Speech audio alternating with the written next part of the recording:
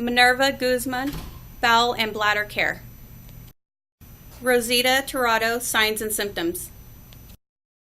Catherine Salazar, Pathophysiology and Etiology.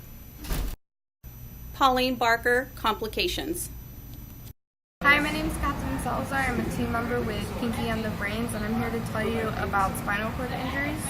A spinal cord injury is an insult to the spinal cord resulting in a change, either temporary or permanent, in the cord's normal motor, sensory, or autonomic function.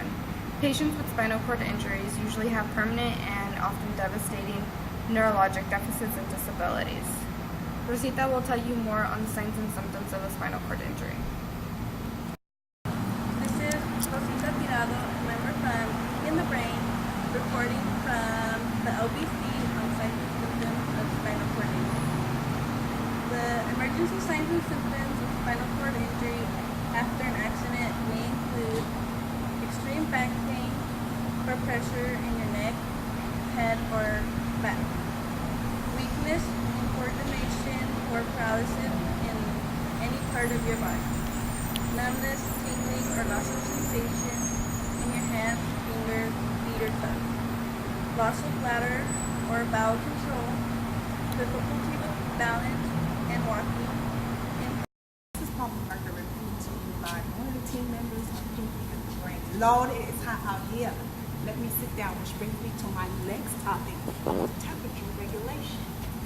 Regulation with people with spinal cord injury that are not able to adapt to heat and cold, which is a very big problem.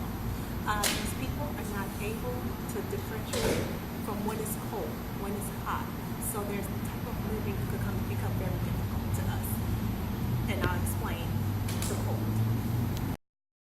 It is freezing out here, which brings us to the cold temperature with people with spinal cord injuries. These people cannot sense the cold, so this puts them in danger for cyanosis and frostbite. Back to you in the studio.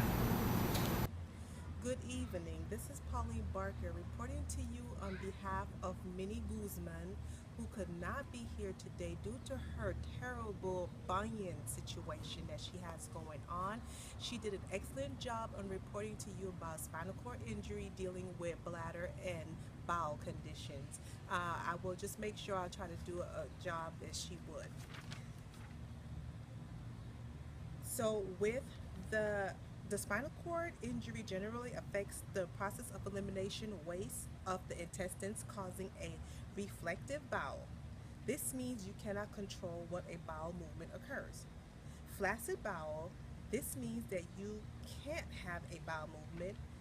If the stool remains in the rectum, mucus and fluid will sometimes leak out around the stool and out the anus. This is called fecal incontinence. Common ways to manage bladder functions include the following. Intermittent catheterization programs, ICP, are often used when you have the ability to use a catheter yourself or someone can do it for you. You insert the catheter, a thin, flexible, hollow tube, through the urethra into the bladder and along the urine to drain out.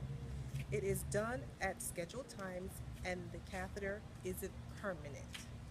So sorry Miss Guzman couldn't be here, but we're handling business for her. Hey.